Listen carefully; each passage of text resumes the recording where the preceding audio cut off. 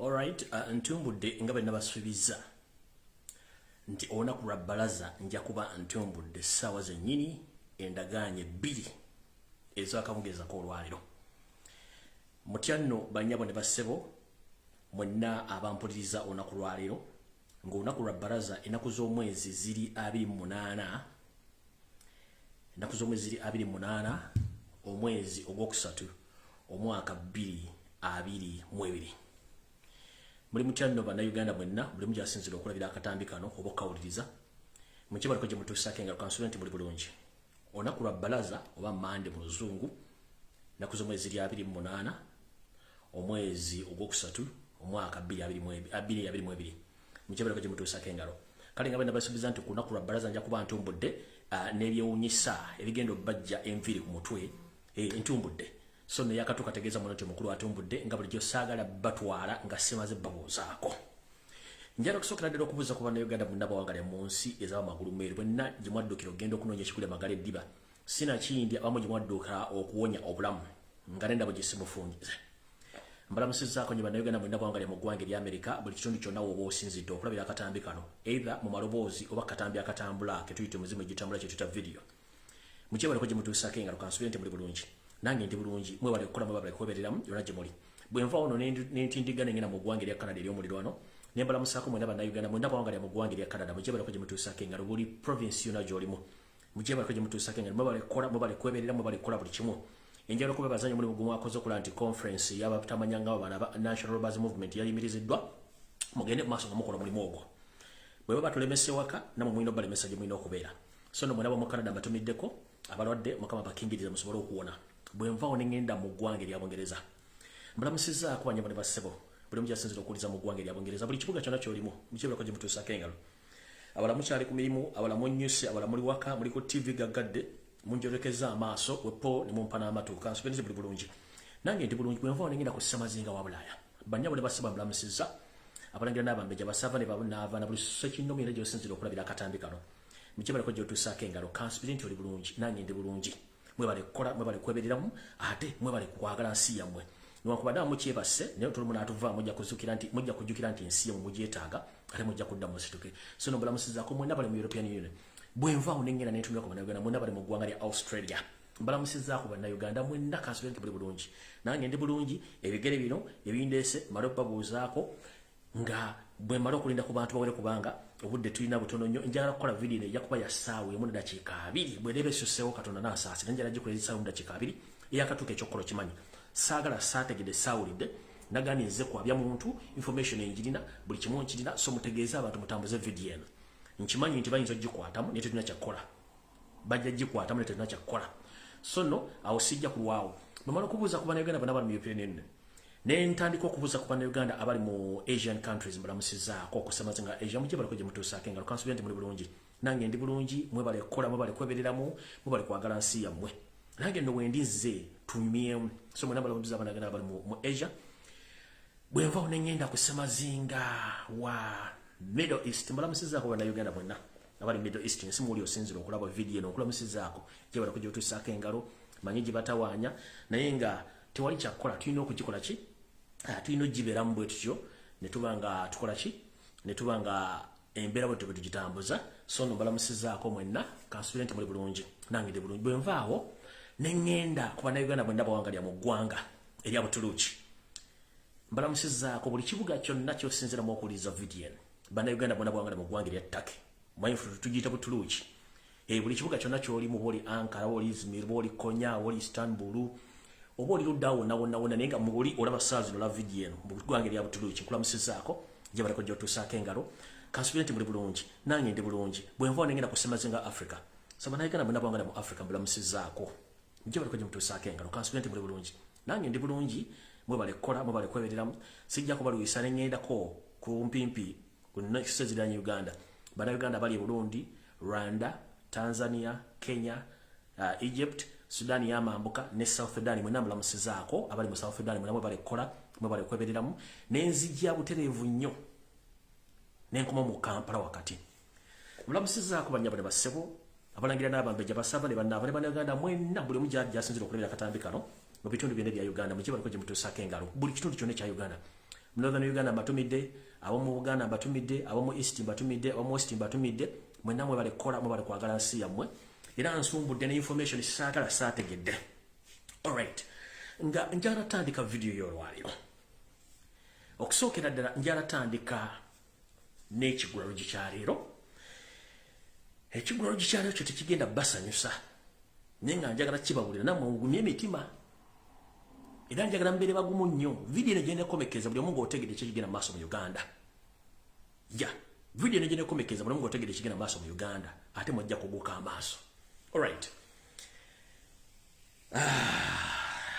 Simanyi bensi mugiraba njiraba. Naye Uganda nsimbi nnyo. Era twetaaga okwenula nga kukyali. Naye nga sinatandika na kigulalo gye. Njala mwotagingire abazadde mwenna aba St. Mary's College Kisubi. Essomero bayita SMAC. Njala mwotagingire omukulembeze wa Uganda omulonde Robert Kyagulanyi Ssentamu abere ku video eno. Njala mwotagingire a brother Dodat aganyira abere ku video eno. Njagala teaching staff and governing body ya SMAC ebereko. Njagala Robert Kabushenga eyali akulira New Vision ebere ku video eno. Njagala New Vision ebere ku film eno. Njagala TV zo mu Uganda zonna mwena mbere ku musharinge mubuulira abantu video eno. Bwe mmala okukola video eno ngenda kudda ku mutimbagano gwange nte information gye ngenda okutamu gisaasanya nga mwasaasanyiza akatambika video kali. Mukakasenti TV za Uganda ziri compromise tesobola bawa information okujjako wano. Ku Lumbuye Broadcasting Service TV woka ojja information kuba tekuli director, tekuli producer, tekuli editor. Mawuli nga bwenga funye nemmala okugasa kalenga go farminga nenga soma nenga bawa nga tegaliko mbu ate simaiso okotekemu kino soko jemu kino wana mawuli tugasoma nga bwe gali era ntugawa ne galuka gasaasana ensi so yonna so no eyakatuuka bwentyo njala tandika n'ekigulalo gye kyaleero. Ekigulalo gye kyaleero kantandike bwentyo. Ennaku eri mu Uganda edda twawuliranga engero zibagamba nti ebizibu tebimanya nju mbi oba nnyumba mbi nga tebinnakutuukirira wo. Nti wosanga ennyumba erimu ebizibu ate kubeerako ebizibu bingi ebyeyongerako. Bwe twogerera eggwanga Uganda liri yegeyege. Lwakuba nti mu abantu abamu mukyerawo mu kibuga Kampala nga muli bulungi. Gwe sooka weebuze kiki ekibakuumisa emmundu. Lwaki amagye gali aga military aga SFC gali mu Kampala onokwetoola. Kyali kibaddewo ko ne ku bakulembeze bali abavaako tekibangawo. Eggwanga liri yegeyege. Ebintu byonna byenzembaga bitandise okulabika. Nze omanye ebintu byembyogera nebireka mu social media abane mulowooza nsaaga. Kati kansooke mbazizyo katono. Najjawo ne mbasomesa oba ne mbagamba nti tulina ekintu kye tuyita concentration camps. Nenzibasomesa bulungi ne muzitegeera ne mwakijjako amatu. Kati njala bategeeza. Ekigambo kye bayita concentration camp ngenda kibaddira bulungi nnyo mu kigulalo gikyaleero kirala kibategeeze. Concentration camps bye bibangirizi ebiteekebwawo ebikuumibwamu abantu abaggiddwa mu bitundu ebimu gye babadde bawangaalira ne babateeka mu kampu ezo.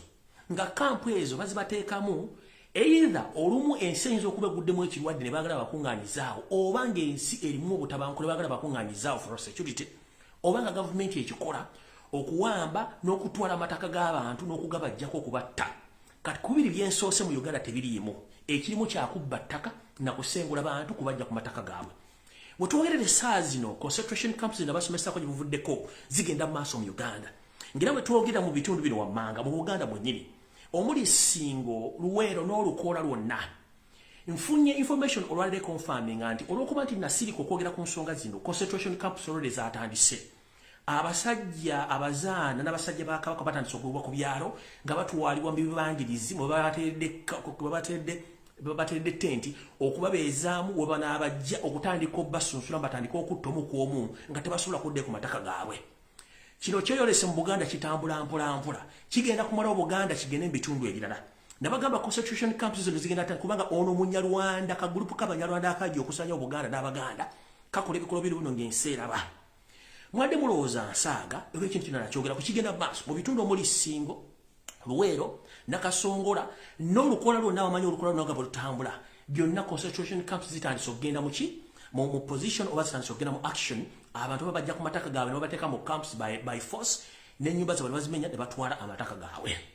Ekyo nno tekibamalidde njala batwala ku concept n'ebintu ebirala bigenda mu maaso mu ggwanga. tugenze mabuka ga Uganda kintu kyekimu kigenda maaso mu waliwo ekitundu kye bayita ngora ekitundu ekyo already bana Uganda abawangalira mu kitundu ekyo nabo batandise bagoba ku mataka babasengula era amataka bagatwala era babalekeza okubera mu concentration camps tuvuddeeyo olwaleero mu kigulalo gikyaleero which eno yennyini gye tukubye emabega omumpembe muhozi kanyiro pama muhozi laga yavayo n'agamba nti nno agenda kulaga bakalamojja kye bayita geyena y'oku nsi yakyogera ku mutimbagano ogwa Twitter ekituufu kiri nti yagenda okiwandika ng'olwedde bamaze okutta bannansi abasinga obungi babasse kati obusirwa abantu bagante bana tebaasoma era beefula nti baasoma naye nga tebaasoma obwongo balina bwakatyu naye kyopala mbagadde brains za monkey brains zaabwe za nkima tebategeera obwongo balina butono nabagamba brains za monkey they behave like a cow kubanga balina cow mentality nabagamba nti bwe beetambula tedecidinga kusooka kukolako kintu kimu etambula nga bwesala ebyayi bwekoyowa ate ne bwekaba nti mo ekintu ta brains za monkey buli kimba kikola nti abantu basiru omusajja omuwumba tuutu ono era atalina magezi ayagala mbu alafuuka president wa Uganda muhozi kanyiro gaba muhozi laaga bwe yavudde n'akola tweet eyo so nga amanyi tetusobola kutegeera kati kanso ntukyali mu kigulalo gye video tennaba yavudde n'agamba tugenda kukola tugenda teeka geyena mu bitundu bya Karamojja already geyena ebaddeyo nga gyeri kino yabadde yeekwasa kati byamaze okubikola ne batta omukyala eyagudde ku accident omuzungu wa NGO eyo yabadde set accident olw'ensonga omukazi oyo omu ku bantu abadde balitandise okunoonyereza ekitta bantu ekiri mu Karamojja nga ina NGO era nga na information agikwata n'agisindika gye tutajja kwogera bwe bategedde nti omukyala y'omu ku bo naye ne bamutega accident omukyala n'avaawo be bazungu basatu ba foreigners abaakattibwa kwasooka Sumi ne kuddako omukyala yali akola ku embassy ya Sweden nono omukyala eyafudde olunaku 2 days back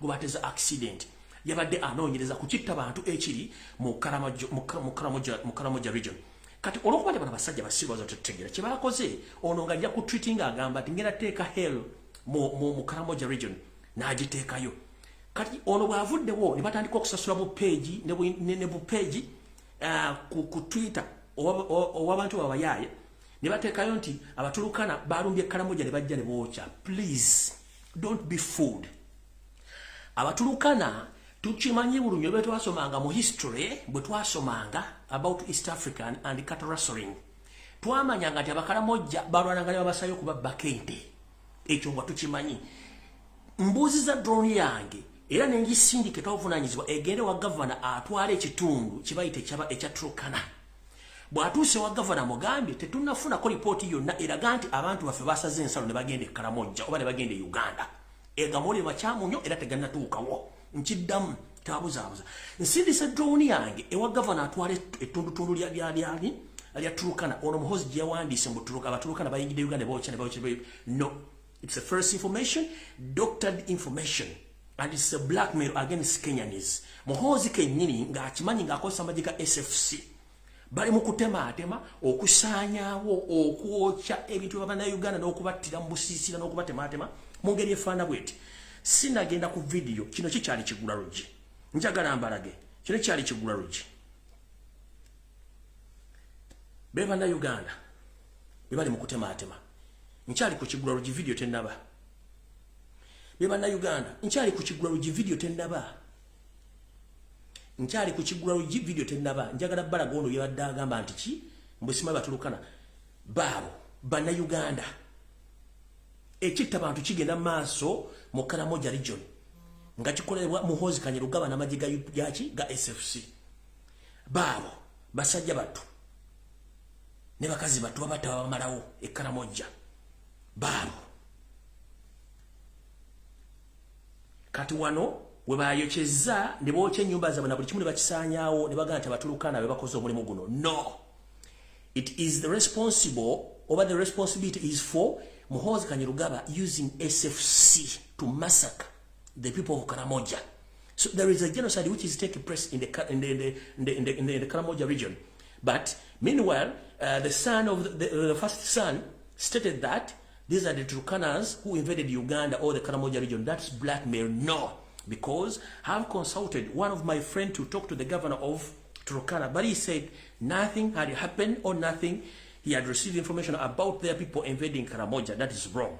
So ekyo kigenda maaso mu ggwanga erya Uganda nga muhoozi ali mu kutugumbula bannayuganda abamalawo mu bitundu ebyamambuka naddala mu Karamoja region okuba nti baagala kwezza bintu byonna ebiriyo.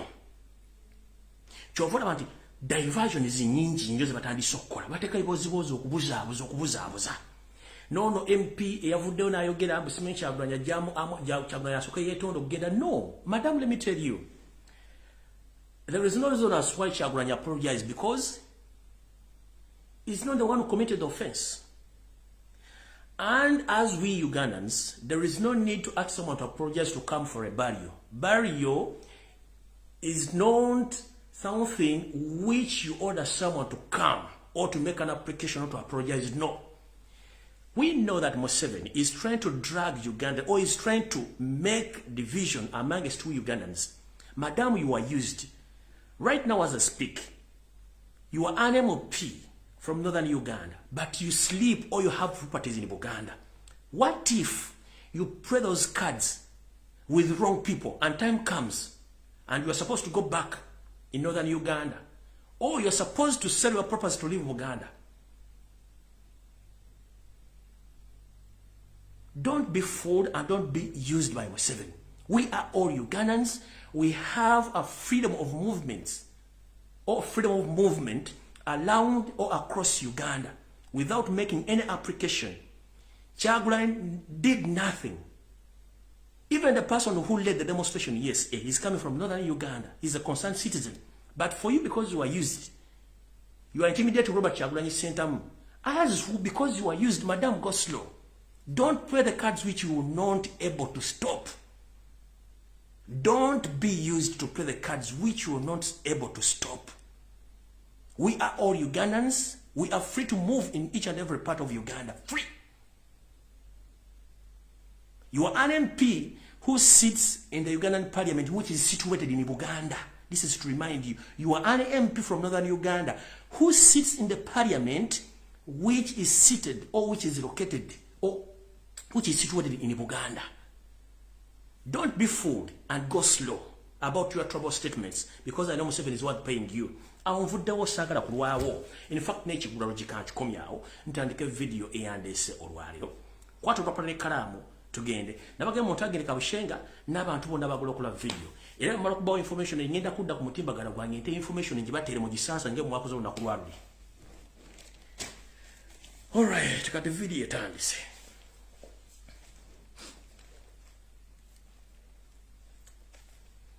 Nga sinagenda wala constituent yoseti bahabula tabasana mutano wakarekiza nsiete muzezede nsanga bisibe kwoli. Je baleke biri mu gyokola munnange egyobulogo. Edda twagambanga okuloga kwabanga kwabavubuka olwokuba baagala obugagga naye ate kati gwe obulogo bwo osaba luwangwa buwanga bulamu ekitajja kusoboka. Ekisoboka tosobola kulwana na nature. Tosobola kulwana myaka. Ate obulogo bulina obukoma. Kati mukulu kulikayo mu bulogo wakoze. Era njagala bannayuganda babeerenga bamanyi ekintu kino bulungi nnyo. Njagala sooka babuusa. Era nga mbabuusa ntya. Kansooke mbatwale bulungi nnyo nabage njagala mufuna information nga Sara muntu abuzaabuza. Alright, tutandise bwe tuti.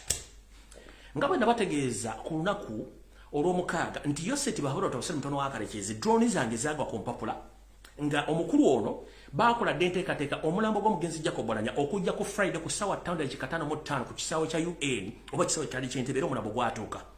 Gwajjiwa ne gutwalibwa ekisozi ku ttaka era eribbe Museveni kwe yakoledde emikolo gyonna nagiba nnyo sigenda kudda kuba ndina obudde butono nnyo. Bwe bamaze okukola emikolo egyo gyonna Museveni era okuva ku olunaku ku Lwokutaano ekiro Museveni tabadde mu State House until when he came back yesterday. Nkiddamu okuva Museveni ku Lwokutaano omulambo gwe gwatuuka ku ssaawa 5:55 ez'ekiro nga zingira ssaawa 6 zingira olw'omukaaga. Era omulambo gwasimula bagutwala ku faamu ya Museveni ekisozi gye bakoledde emikolo okuva ku Lwokutaano ekiro ku Lwomukaaga mpaka yakomyewo jjo ku Sunday era ali mu State House nakati andaba kwatuddaawo. Otuddawo mu State House otuddawo. Kati bwe byasoose kansooke mbaddeyo katono nnyo. NTV TV wala mu Kampala kwa Silver Ganti nti ate omulambo bagujje bagenda gujje Seattle bagutwale mu Washington DC ku embassy ya Uganda. Nitu diversion baga munenze ne kanu la maso mbaga mutu ne mulabe. Kanade bavudde abakonfamize mu bugenda kuyingira lwakutaano. Ningamba okkenze kankalula amaaso nze ntegera ku luzzi ninga mpologoma nkadde sidduka misinde mpologoma nkadde tegera ku luzzi. Lwali televisa kati kamba buulire. Mulire kino. Bo benyini bakonfamize nti omulabo bugenda tuka lwakutaano. Guess what? Information yono. Don't entegezeza bwete. My brother Lumbuye informed the public that the body of late Jacob Olanya, the former Speaker of the Parliament of Uganda, his body arrived in Uganda on Friday, exactly time. You told the exact time, which informed the people, and the body was transported to Chisos, where Museveni did all his rituals. As we speak right now, Olanya's body is going to be transported back through Rwanda.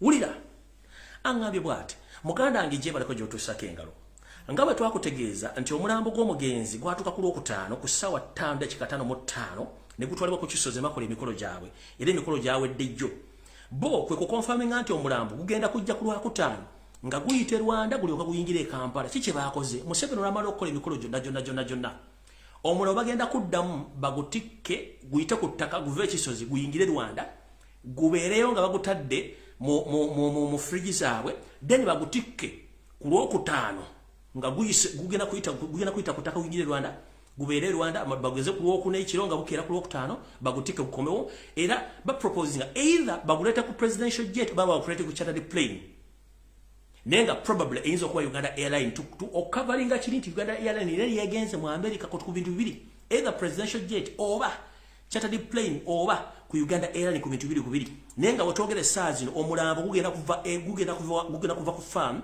guyite ku ttaka gugwe Rwanda gye bagenda converting ababuzabuza bana Uganda mbugutuka ku lwokutaano era ngambye bwati inform the public that the body is going to be transported back through Rwanda on Wednesday and then to be brought back to Uganda on Friday, either using the presidential jet or Uganda Airlines or any chartered plane.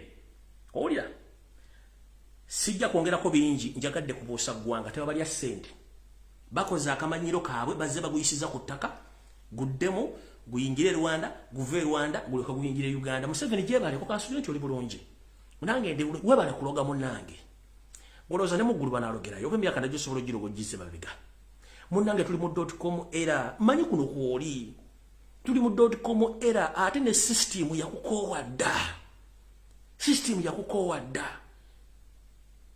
yakukoowadda tokimanyi abaana bakula buli kimu kyokolera beewuunya nti musajja ono kiki naye febe tujja kulwawo nabyo nze kambambule sina kyabakolera sinze mbazaala ngenze ku information endala video tennaba kubanga ekyandese mu buli mwakimanyira mu kwatolo popula n'ekkalamu tugenze mu maaso eya muhozi njibagambye ekkalamu ojja mugitegedde bulungi nnyo kati olwokutanda bagibagambye bulungi nnyo era omulabo bagukwese buli kimbali mu bamaze okikola bulungi nnyo bamaze okukola emikolo gyabwe gyonna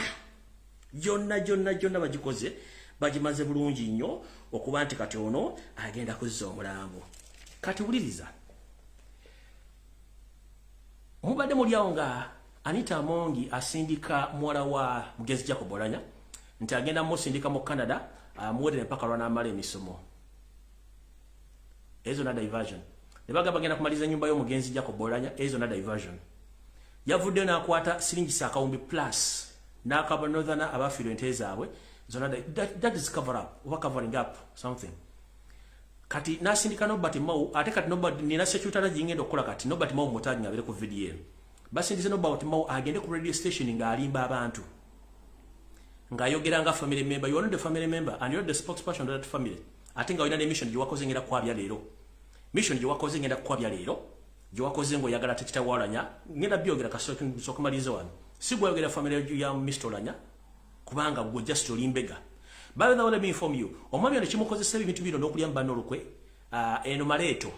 Olanya maleeto mama omukyala munyarwanda wadde yeeyita munyankole mama no sorry. I beg your pardon. Ekikozesa Mau ebintu bino byonna okulyamba ne abakyoli olukwe. Mau maleeto. Half caste. Mama we munyarwanda gwayita munyankole. That's why bano bamukozesa obonga alina butono bwa katuni blends a monkey. Mama wa Mau mukyala munyarwanda gobagamba nti munyankole.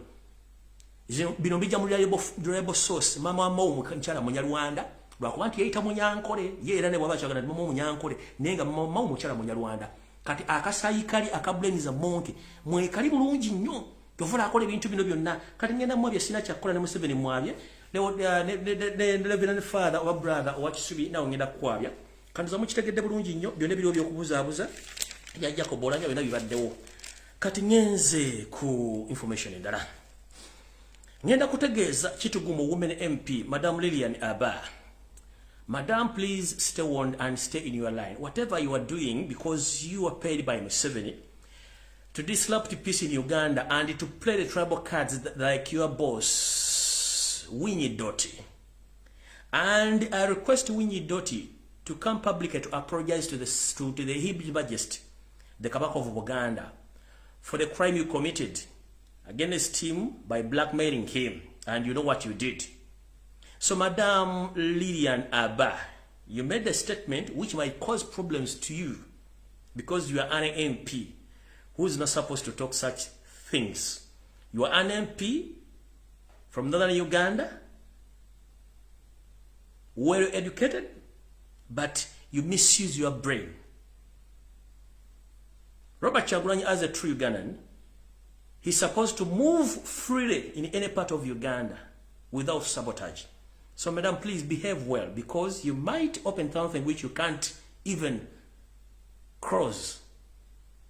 So, I warn you, go slow about some issues. Alright, kati video etandise wano ku Lumbuye Broadcasting Service buli omu wenyweze.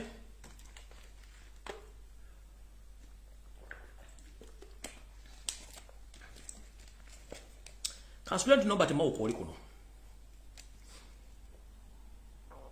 Onakula jjo ku ssaawa 8 ez'emisana okutuuka ku ssaawa 11 ez'akawungeezi. Nga Museveni amaze okuva mu kuloga kwe ekisozi. Robert Mao yayitiddwa mu State House Entebbe. Mu meeting yabaddemu ne Museveni wepo ne Muhoozi Kanyarugaba. Njala mutanyira family y'omugenzi Jacob Olanya muwuliriza no security alert egenda eritatawo Olanya ne family members. Kati kansoke ndowooza njogere mu Luganda njize mu Luzungu thereafter. Olunaku lwa jjo olwe Sunday ku ssaawa 8 mpaka ku ssaawa 11 ez'akawungeezi. Nga Yoseri amaze okukola emikolo gyonna egyetaagisa okusibagana okuziribaga omugenzi Jacob Olanya. Yakomye mu State House Entebbe era n'ayita Robert Mao beke ensonga ze boogera. Mu nsonga ze bayogeddeko era Robert Mao ze bayogeddeko ziri nti balina okulaba nti bafuba okulaba nti bajjawo oluvuuvuumo nti omugenzi Jacob Olanya aweebwa butwa. Era kyovula ba Joseph Babalo tabasula mutano wa kalekizi nsi yateta muzezedde ensanga bisibe atandise okutiisa ku mawulire n'asindika ne piano ennanga okutandika okwogera nga ataliimu wadde obwongo obutoola. Nkimanyi kuno ennanga kwoli. Nekukufa kwa mugenzi Sebanda ya Serena Nabanda we mtu mwayogera ne mugenda kukwata abantu abasaasanye ng'ambo. Kulwanya kayirima mutyo, mnobo mayombo mutyo, n'olwaliro mutyo kutiisa kitu kimanyi bulungi nnyo. Kubanga bwe tuba tugenze mu mateeka amatuufu. Bwe njogera statement nti nkyamu, bwe improving anti nkyamu. Ng'oleesa omulambo bagukozeeko okunoonyereza okwenjawulo. N'ekyo temukikola okujja kutiisa abantu. So olunaku lwa jjo mu State House Entebbe ku ssaawa za 11 ku ssaawa 8 mpaka ssaawa 11 Robert Mao yayitiddwa Museveni wepo ne Muhoozi Kanyarugaba batatu mu meeting. Bine bakkiriziganyizaako era gano amawogezi Mao yabawadde. Mao yabagambye nti ebigambo taata Olanya byayogera bigenda kuleeta obuzibu mu ggwanga. Ate nga tukimanyi bulungi nnyo tukavalinga ebintu bingi naye bwe tutajjaawo taata Olanya kigenda kuleeta obuzibu. Era Mao yagambye Museveni ne Muhoozi mufube okulaba nga mujjawo taata Olanya ng'obudde bukyali kubanga yagana okulya ssente ate TV ne bambega ali mitendera gyonna bajja kutuka ku muzeeyi ono bambuuze akana n'akataano basobole okubanga muzeeyi ono abawa information okusinziira ku kiki muzeeyi kyamanye. Era bw'atyo Robert Mao n'awa Museveni amagezi nti muzeeyi Olanya bamugjewo either ng'okuzika kuwedde oba basooke bamuzikize aleme kwogera ekintu n'ekimu. Era nga Mao yabagambye mufune engeri yonna ey'okumuggyawo ng'obudde bukyali kubanga tujja kuswala ng'ate ensi ekimanyi bulungi nnyo nti omusajja ono ekituufu yafa butwa. Olw'okuba taata Olanya yagaana ensimbi yayogera lukaatu ng'omusezi agula essowa nti ndirako bantu bange omwana wange bamuwa butwa kubanga yaleka ngambye. N'ekirala Omukyalo ono linako. Omukyalo ono Anita Amongi mama lususu. Yeke nyini okukwata muwala wolanya okumutwala Canada nga nekitate bannamuziika tonnamanya eddame lya Jacob Olanya lisoma litya. Kicho okweka. What I'm trying to insinuate here, because we know Jacob Olanya, he had been the speaker, taking care of his family. So, I don't know why people are rushing in Olanya's case. No kwata mwale mutwala Canada musomesa forward. Because omwana oyo kusinzira ku sources zenfunye amanyi kitawo yamugamba kiki ekyatuukawo nabani abadde mu lukwero okumutta. Kati omwana oyo I'm not sure nti omwana oyo anasurvivinga naye muyinza omujjawo. According to the reliable sources zenna omwana oyo Anita Amongi ogala mututte Canada omwana oyo yabiza obutasurvivinga nga jjajja mwagala mukola. Era Anita Amongi singa omwana oyo atuukibwako obuzibu mukazi gwe Anita Amongi ekinaakutuukako gwe okimanyi. Singa tata Olanya mu Northern Uganda afuna obuzibu nobody mau meeting wajibaddemu zino notice nzirina wana. Nabagamba government eno bweviirako tuyina evidence na buli kimu si bya kusema. Tugenze maaso. So nobody mau yayogedde ebigambo bino tubajjawo tata Olanya. So let me state this message in English so that my brother and sister in Northern Uganda, they can get this information right away as I've stated in Uganda. So my brothers and sisters in Northern Uganda, yesterday, it was on Sunday, at exactly 2 p.m. up to 5 p.m. at the East African Standard Time, the so-called Yakwatibwa, the son of Karekezensia, that is Museveni, and his son, the first seen as S-I-N, not seen S-E-E-N, first seen, Muhoz Kanyirugaba, Muhoz Laga. They called a meeting yesterday, which was attended by Norbert Mao himself. In that meeting, Norbert Mao informed Museveni that we must eliminate Jacob Olanya's father because if we leave him to stay, he's going to expose the state and he's going to expose all the people who are behind the assassination of Jacob Olanya. Because Norbert Mao is an Afcast. His father is an Acholi, the mother is a Munyarwanda, but when you hear that gentleman, when he gives his biography, he said that his mother is from Ankole. No. His mother is from Rwanda. That's why he behaved like someone who is not from Acholi. So in that meeting, Norbert Mao told Museveni that Jacob Olanya's father must be eliminated or assassinated to prevent the information to spread worldwide that it's the government which assassinated Jacob Olanya through poison. That's why Museveni right now is under house arrest. Is not supposed to talk to anyone. Even the media, including TV radio station in Northern Uganda, all they are warned not to talk about anything concerned about Jacob Olanya. To the extent that even some people, they're under house arrest in Northern Uganda. No one is supposed to move during night because Museveni is in fear that he is going to be exposed. So, I'm informing all the people from Northern Uganda that Norbert Mao, he knows exactly who assassinated Jacob Olanya. And yesterday, it was Sunday, at exactly 2 p.m. up to 5 p.m., he had a meeting with Museveni and Muhoz, and he himself advised Museveni to eliminate Jacob Olanya's father and some friends and families who he knows that they know the information or they know exactly that Jacob Olanya was assassinated by Yakwatibwa, the son of Karekezi, that is Museveni. In the same meeting, Museveni promised Norbert Mao to be the second vice president in the precedent where Museveni and Muhoz, they agreed to change the constitution of Uganda, whereby they are going to bring a bill or to table a bill which say that we are going to introduce 2 offices in the vice president's office. And Museveni, himself Mao, informed Museveni that I'm ready to serve you as long as you promise me that I'm going to be the second vice president. Whereby Mao himself told Museveni, remember in South Africa, when Nelson Mandela took over power, they changed the constitution and they included the second vice president, whereby the first vice president was Tom Mbeki and the second vice president was Frederick D. Clark.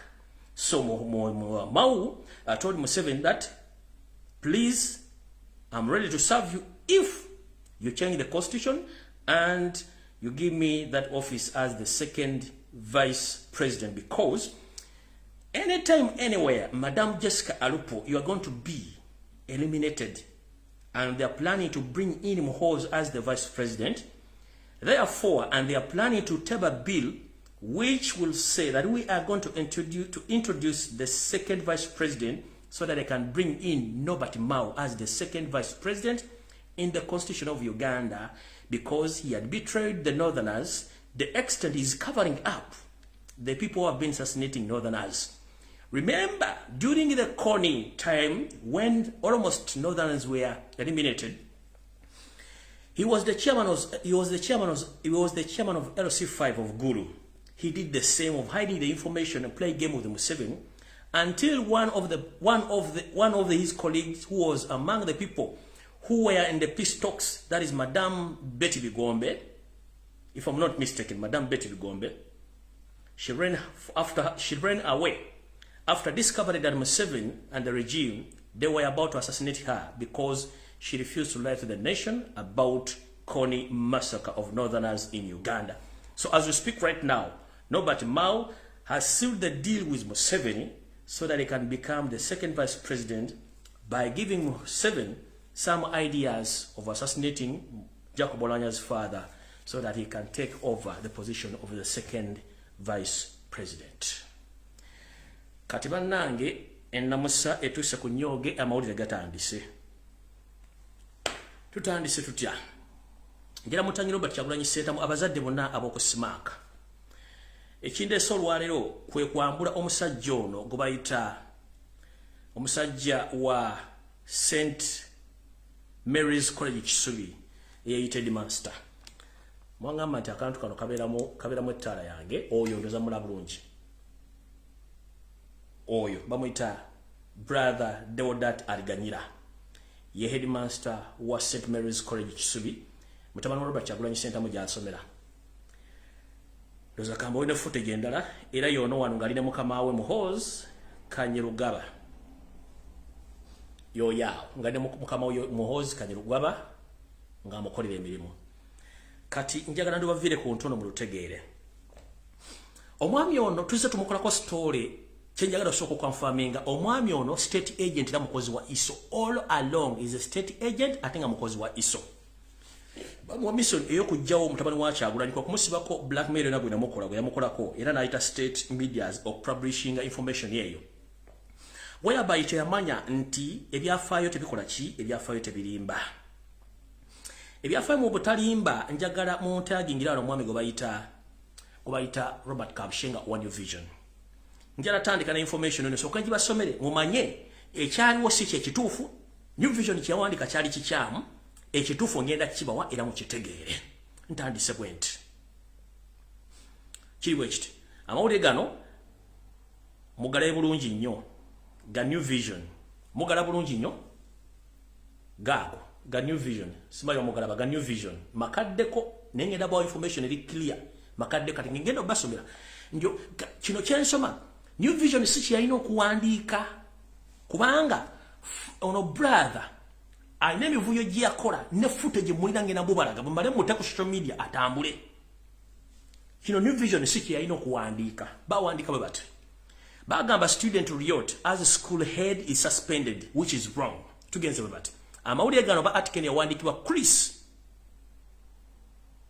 Kaulo and Ismail Kazoha. The police crashed with students at St. Edward's Bukumi Secondary School in Bukumi Village, Kibale District on Wednesday. Bagambye nti police ey'obujagalalawo yafaafagana n'abayizi ab'essomero lya St. Edward's Bukumi Secondary School mu Bukumi ku kyalo Bukumi mu Kibale District ku lunaku olwokusatu. enaku z'omwezi lwandikire gulire lero enaku z'omwezi zaali 3 omwaka gwa 2012 ne bagenda maaso ne bagamba the students turned rude after the board of governors announced that the suspension of their head teacher. Mbu abayizi bano beegugunga oluvannyuma lwa headmaster waabwe eyagobebwa mukulu gwe bayita brother Deodat Aliganyira oligwembalaze ekyo nakyo kikyamu. The board said Aliganyira's suspension was to pave a way for investigations into the allegations of examination malpractice.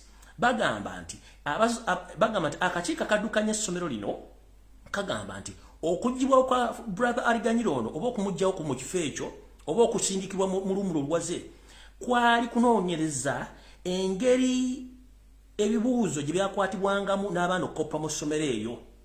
Tugenze mu maaso, which led to the cancellation of A-level science results last year mu mwaka gwa 2.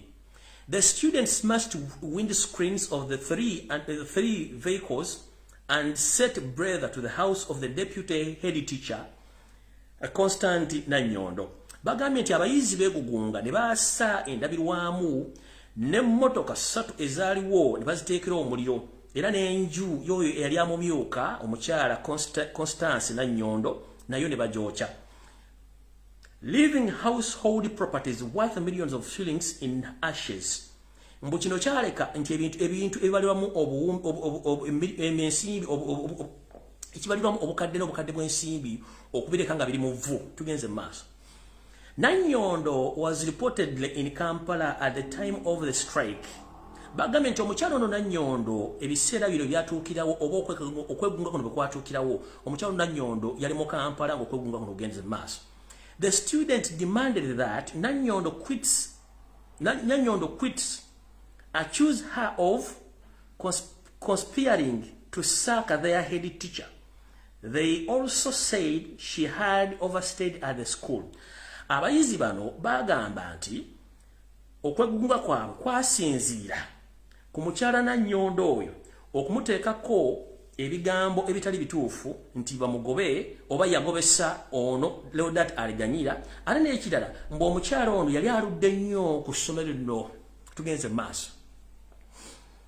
The students say they would not accept Aliganyira to go.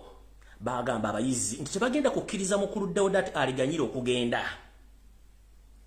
Ne bagattako adding that he had revamped the school's academic standards that had drained.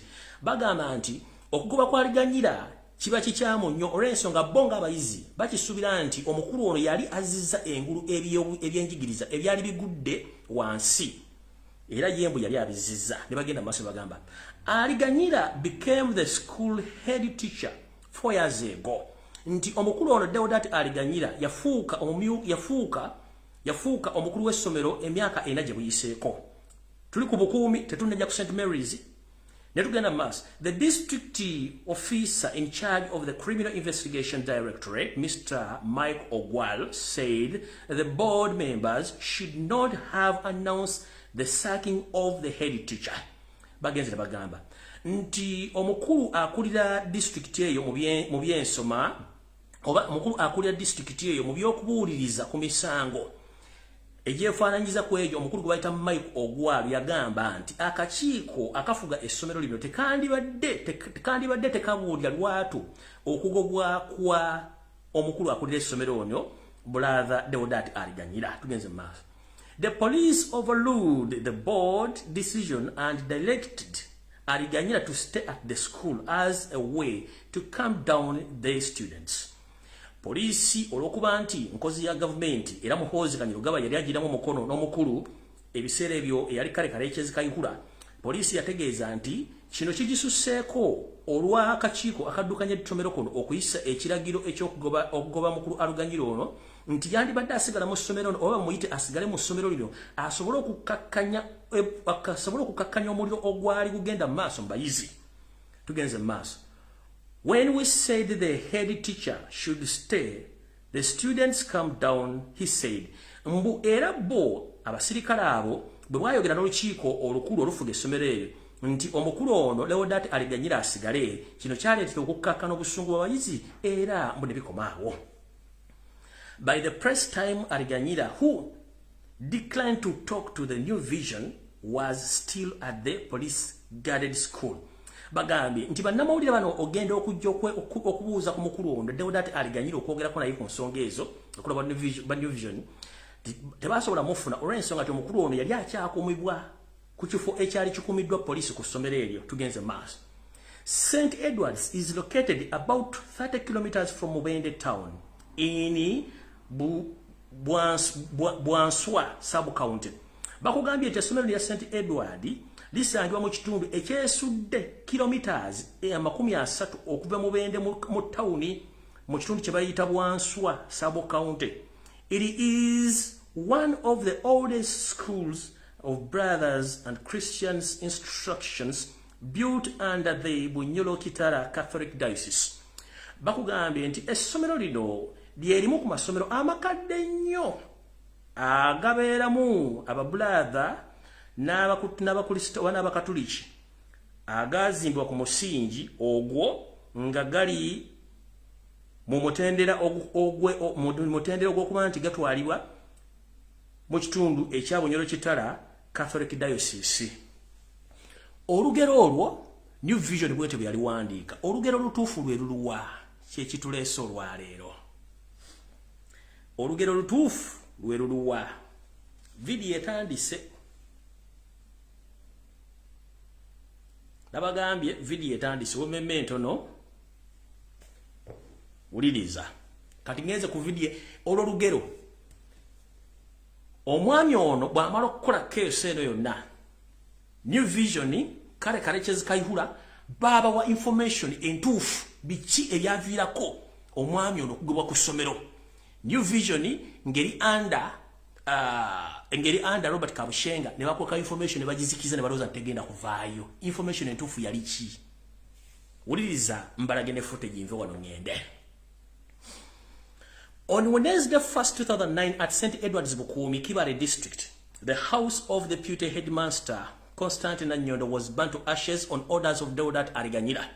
Bakugambye bati ku Lwokusatu nga lumu omwezi ogwokuna omwaka 2009 ku ssomero lya St. Edward's Bukumi, Kibale district, mu nyumba yoyo akulira amyuka omukulu w'essomero omukyala Constantine Nyondo, ennyumba eno yayokyebwa neefuuka evvu ku biragiro bya Leodat Aliganyira ono kati headmaster wa St. Mary's College Subi ku Ntebe Road. This is the true story. Lugero lutuufu New Vision bagiwa erwandiike neegaana. Tugeze maaso.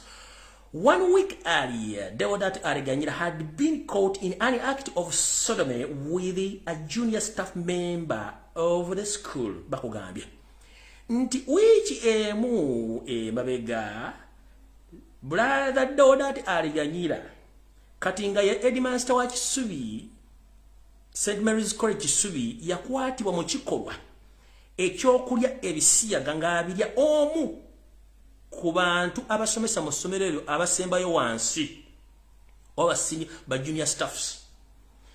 Pictures were taken and videos were recorded.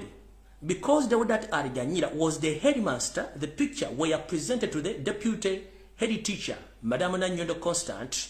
Bakugambye nti ebifaananyi n'obutambi obutambula bwakwatibwa era bwalikodingibwa olw'okuba nti Leodat Aliganyira ye yali omukulu w'essomero eno. Ebifaananyi bino bu video buno bwakwatibwa mukyala Nannyondo ne babumuwa n'asigala nabo. In the great shock, Nannyondo immediately called for a school boarding meeting. Bakugambye nti oluvannyuma lwa Nannyondo okulaba ebintu bino, Nannyondo ono yayita bukubirire olukiiko olufuga essomero lino nabage kati information video etandise. Yayita bukubirire olukiiko olufuga essomero lino ne lutuula where all the evidence was presented. Ng'obujulizi bwonna mukyala Nannyondo yabukuba ku mmeeza. Wulira. The board resolved to immediately suspend Leodat from the position of the head teacher as the investigations commenced.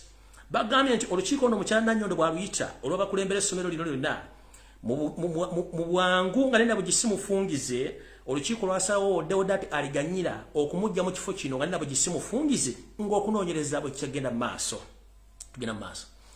Nanyondo was then tasked by the school board of the governor to report the matters to the Archbishop of Kampala. Ndowooza yinza okuba omugenzi sikimanyi waye mugenzi simanyi bakugambye nti omukyala ono Nanyondo yaweebwa obuyinza olukiiko olukulu olutwala essomero lino okutwala bunnambiro ensonga zino eri Archbishop owa Kampala mu biseera ebyo ndowooza yali simanyi bakisepira nkizitolwanga obaani yaliwo biseera ebyo. Era omukyala ono ndowooza n'akikola. While she was away, Deodati organized wulira wano wetulaga wano. While she was away, Deodati organized and had her house burnt down in order to destroy all the evidence. Wulira omukyala Nanyondo nga taliiwo, omwami ono state agent Deodati aliganyira omukozi wa ISO yakunganya abayaebe n'abasirikale ba gavumenti abali mu ngoye za bulijjo ne bookya ennyumba y'omukyalo ono okugezaako okwokiramu obujulizi bwonna.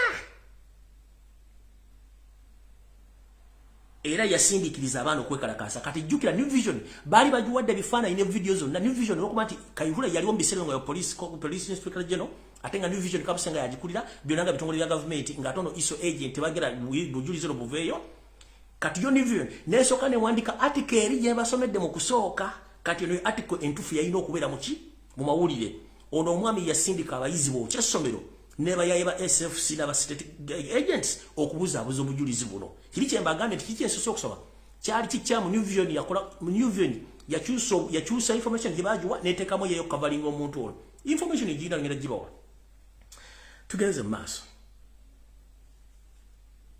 Because Deodati Aliganyira was deployed by the state in that Catholic school, Kale Kayihura, the IGP, ordered the police to reinstate him as headmaster by force, even though he was suspended by the school board of governors. Bakugambye. Wulira? Omukyalo no batola information ku New Vision bajiwa kabushenga n'agaana okufulumya amawulire wadde okufulumya olutalo wadde ekifaananyi kyonna ekyasomola ne Gomola. Olw'okuba nti Deodati Aliganyira yateekebwawo gavumenti ya Yoseto Basira mutabani wa Karekezi okubeega mu ssomero ly'Abakatuliki.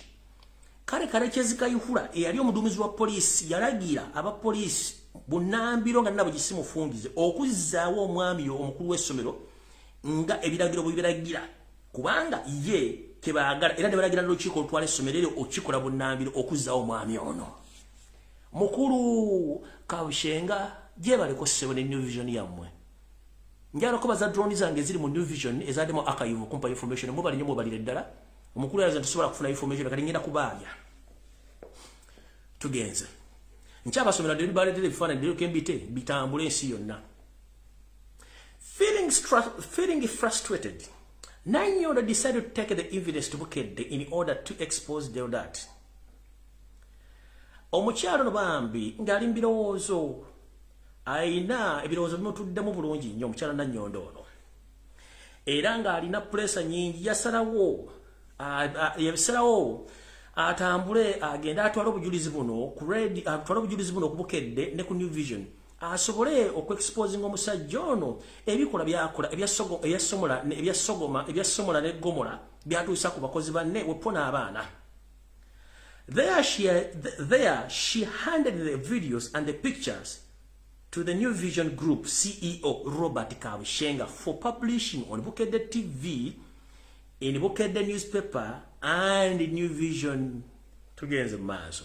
Omukyala Constant Nanyondo ng'omukyala atwayagala eggwanga lye yakwata ebifaananyi n'obutambi n'abutwala n'atambula n'agenda ku kitebe ekikulu ekya New Vision n'asangawo omukulu gwe bayita Robert Kabushenga n'amukwasa ebifaananyi n'amukwasa n'obutambi obutambula mu video n'abuwa New Vision ebufulumye ku Bukedde TV bwa Bukedde Olupapula ne Lupapula New Vision babufulumye naye munnange ebintu ebyo byonna tebyakolebwa. Wulira olugero. Using state machinery, Deodati was able to silence Mukedde and the story was never published. Bakugambye. Olwokuba nti ono fa oba brother Donat Aliganyira mukozi wa state ngabona baga nti ekelezia Katolika ejudde mbambega abayitirivu era bw'atyo olwokuba nti yali mukozi wa state ngali mu ssomero eryo munnange kyamwangwira nnyo okutegeeza inspector general police inspector general of the police nategeeza kabushenga nategeeza bakama be era kama bamugamba mukulu togezaako okufulumya eggulire wadde ekifaananyi ku mutimbagano gwa New Vision oba gwa Bukedde okujjako ng'oyagala eyakwalula esiire. As a cover-up, New Vision instead twisted the facts and circumstances under which Nanyondo's house had been burnt. Ulira.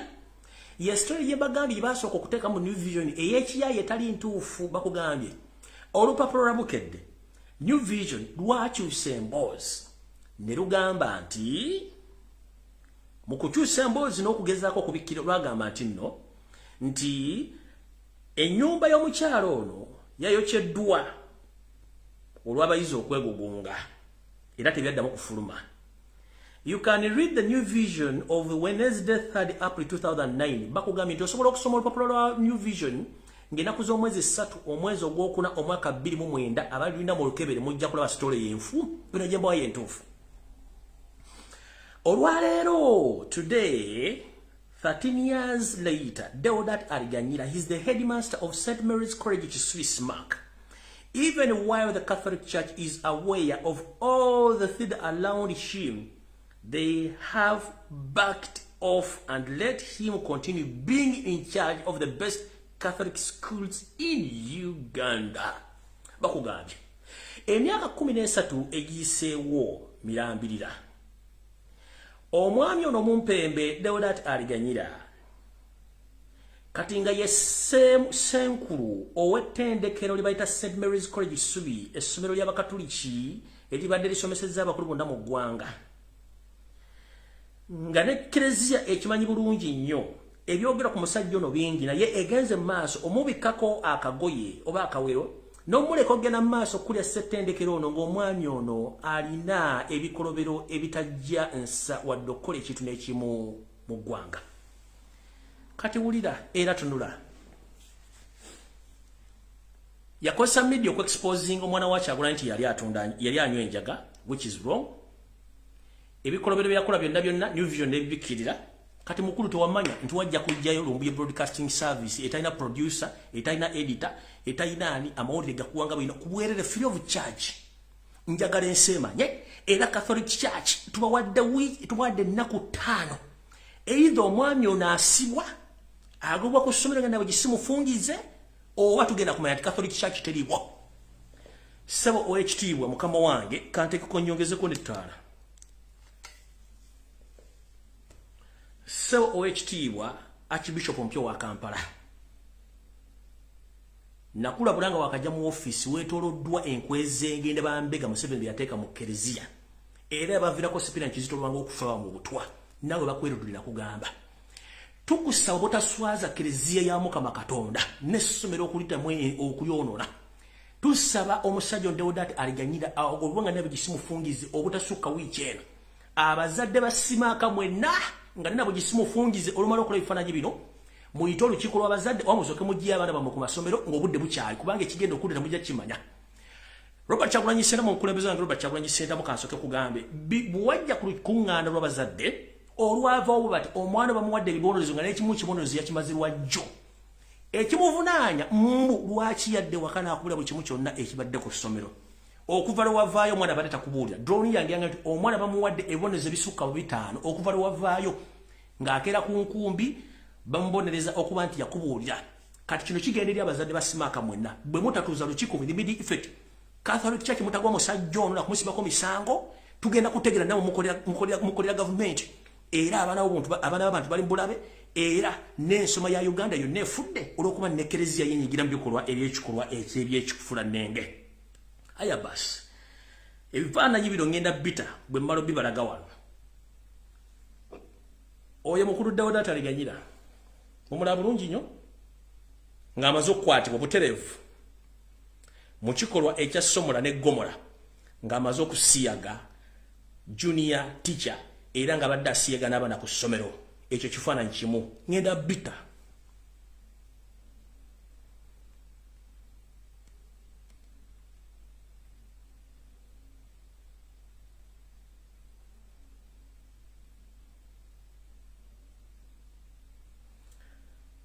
wano ku Lumbuye broadcasting tulina producer tetulina editor uyo nga nakali enkoko kali bweru nga nakali enkoko kali bweru bamukwata ready handed new vision yagando bifumya ne bukedde azijeke ettala ndowooza nga nakali enkoko kali loddawa kali bweru uyo bamukwata ali ebisiyaga junior teacher nga n'abayizi yali abibalya kati kye kiri ku smack nakali enkoko kaako ngali no mu junior teacher amulidde bisiyaga ero bagita Lumbuye broadcasting service amawulire galetanga bwe gali tegaliko edit sound leba najijjako ngenda bita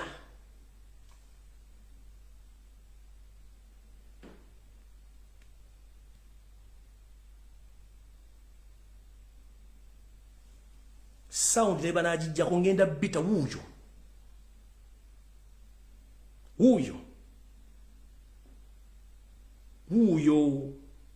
ti headmaster wa smack deodati aliganyira bamukwata ali omusomesa omubisiyaga nga n'abaana ali abali ebisiyaga kyovula ina pahandi mukwanga babana bekalakase uyo yuvuyo yagano bifulumya bukede yagano bifulumya kayihura yasasula sente basasula billions and billions of money okutafulumya story eno Lumbuye broadcasting service amole gafulumiza bwerere ate ne exposing bulungi nnyo without fear of favor yoyo headmaster wa smack kati aliko deodati aliganyira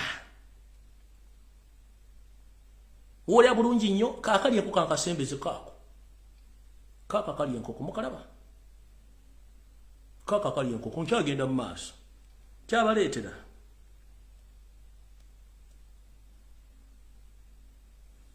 era yoyaawo tebifuluma nko mu Uganda wonna obisookedde bbira bawano kati simaka mumanye board of governors mugobe enteno ono musajja mutemu kibwetere party 2 ono kibwetere yayo kyabalebo musima kibwetere party 2 era kyawagulanye kuwa magezi gabwa omwana mujje kusimaka genda lye sitalingire walla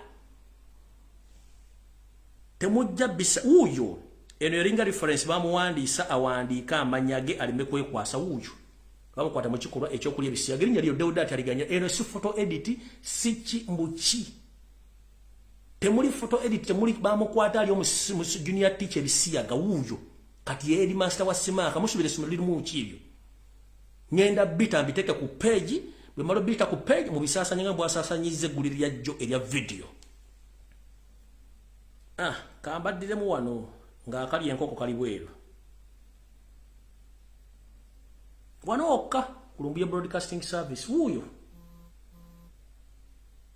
uyo headmaster wa smack deodati aliganyira anewakana omwaka 2009 uyo akali enkoko kako agambe nti siye namuwoniza aveyo etondere eggwanga etondere ekyagulanyaganye etondere n'omwana ngenda bisa ku page yange mubisasanye kati Catholic Church twagala mutubulire kuvadde nga mukolagana n'abatujju abali ebisiyaga kati kino kiprovinga nti enjaga gyateeka mu mufaliso g'omwana suitcase muhozi yamulagira kubanga muhozi mukamawe ono musajja ayinza n'okuba alina oluganda ku kibwetere if I'm not mistaken ngenda kunoonyereza kaka kali enkoko kako saagala mugende musajja ate yali bifaananyi bibyo akali enkoko kako kaka kali enkoko musajja muli wa kisiyaga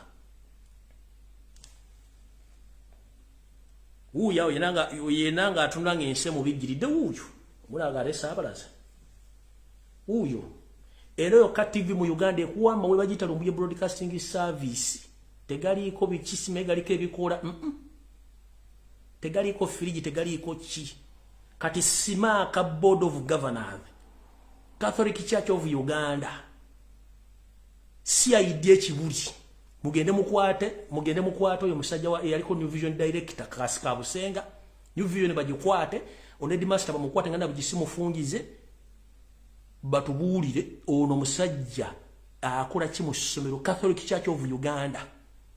Ono musajja leading atya ssomero liri ku international level. Ono muli ono ng'akabasanya abaana. Mwagala nzumingo bali mwagala nnyo ebyononese. Mwagala nnyo ebyononese uyu. Muzeeko wansi katono. Zoom mwagala nnyo zoominga zoom. Sige mwagala zoom. Uyu. Uyu ngali ne boba girlfriend wa boyfriend. Ne t-shirt yiyo ey'essomero. Mwizo ganti yiyo. Yuyu. Yoyo.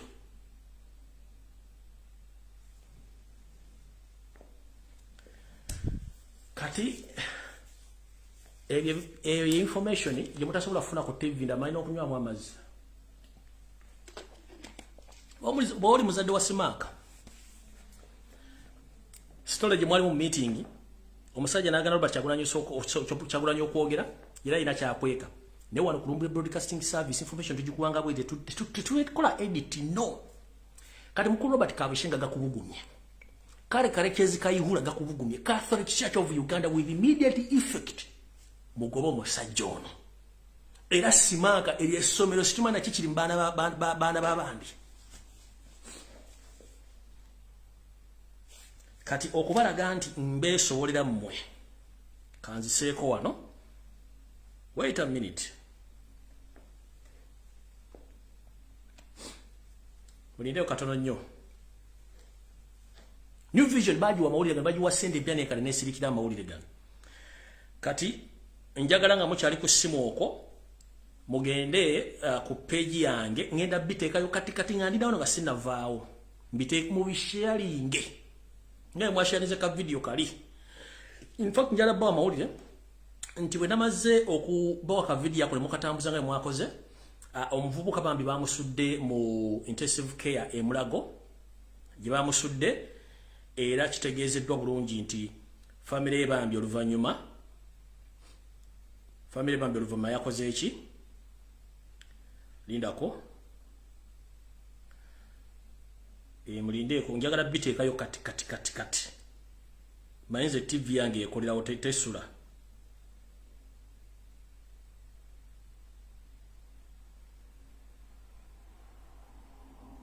TV yange tesuza information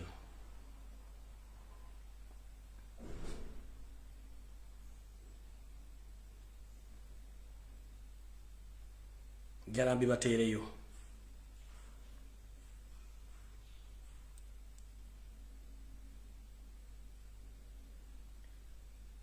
obalinda katono mulinde katono wait a minute jarambi bateerayo wano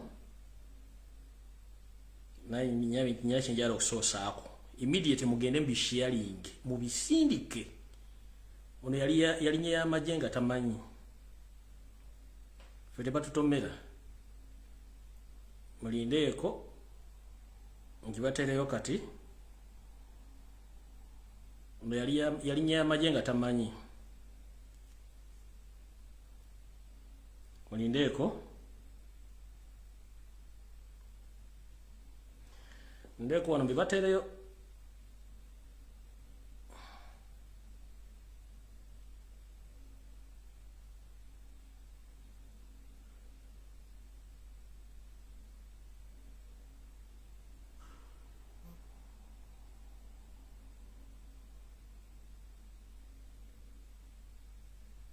ndeka tambibatereyo wano mulyoke mbitambuze bino